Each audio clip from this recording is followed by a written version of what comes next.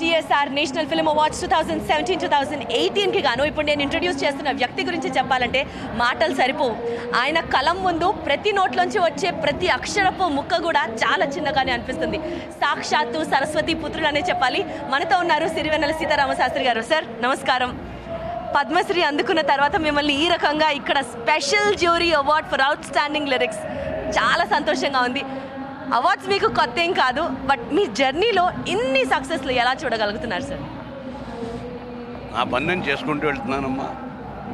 అవార్డులు వాడందరికీ వస్తున్నాయి. గొప్ప గొప్ప వాళ్ళందరూ ఇలాగే మాట్లాడతారు అన్నాను. ఇవాళ లైవ్లో మిమ్మల్ని ఇలా మాట్లాడుతుంటే చూస్తున్నాను. ఈ సభ కూడా చాలా వైభవంగా జరుగుతుంది. వారు ప్రత్యేకంగా పిలిచారు. రైట్. మీరు ప్రత్యేకంగా మీ ఇనిషియల్ డేస్ ఆఫ్ కెరియర్ నుంచి ఇవాల్టి వరకు ఎన్నో సక్సెస్లు చూశారు. ఎన్నో ఆబ్వియస్లీ ప్రతి లైఫ్లో అప్స్ అండ్ డౌన్స్ ఉంటూనే ఉంటాయి. మీరు ప్రత్యేకమైన శ్రద్ధ ఏమైనా తీసుకుంటారా మీ ప్రొఫెషన్ పట్ల కానీ మీ స్కిల్స్ పట్ల కానీ? శ్రద్ధ అమ్మ ప్రత్యేకంగా తీసుకున్నది మొదటి నుంచి ఉన్నదే. అది ఎప్పుడూ ఉంటుంది.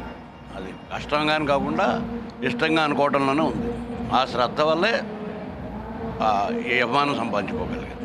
లవ్ సాంగ్స్ అయినా, రొమాంటిక్ సాంగ్స్ అయినా, ఇన్స్పిరేషనల్ సాంగ్స్ అయినా, సాడ్ సాంగ్స్ అయినా, హ్యాపీ సాంగ్స్ అయినా, ఇలా ఏ సిచ్యువేషన్ అన్నా టక్కన పాట రాయడం మీ స్పెషాలిటీ. అది కూడా యూత్ని ఆకట్టుకునేలా ఉంటే ఒక్కసారి వినగానే. సో యువతకి మీరు ఇచ్చే సందేశం? వింటున్నారు కదా పాట, నా పాటలే ఒకళ్ళ సందేశం అనుకుంటే సందేశం. జాగ్రత్తగా వింటే యూత్ అంటూ ప్రత్యేకంగా ఎవరు లేరమ్మా. మనందరూ యూతే కదా. అందరిలో కొందరు గడిచిన వాళ్ళు ఉన్నారు, కొందరు ఆ స్టేజ్లో ఉన్నవాళ్ళు ఉన్నారు. అందరూ కూడా ఆలోచించే సంవిధానం ఎలా ఉంటే ఆరోగ్యకరంగా ఉంటుంది మనకి, మన చుట్టుపక్కలకి, మన కుటుంబానికి అన్నది సరదా పాటల్లోనూ ఏ పాటలోనైనా అన్ని జీవితంలోకి భాగాలే కదా. ఆ కోణం ఒకటే ఆలోచిస్తే ఏం చేస్తే మనకి బాగుంటుంది, మన ద్వారా ఇతరులకు బాగుంటుంది. అదే నా ఉద్దేశం, అది చేస్తాను. వండర్ఫుల్ సార్, చాలా సంతోషం మీతో మాట్లాడడం. Thank you so much. So మన ఆలోచించే దృక్పథంలోనే అంతా ఆధారపడి ఉంటుంది అంటూ చెప్పుకొస్తున్నారు.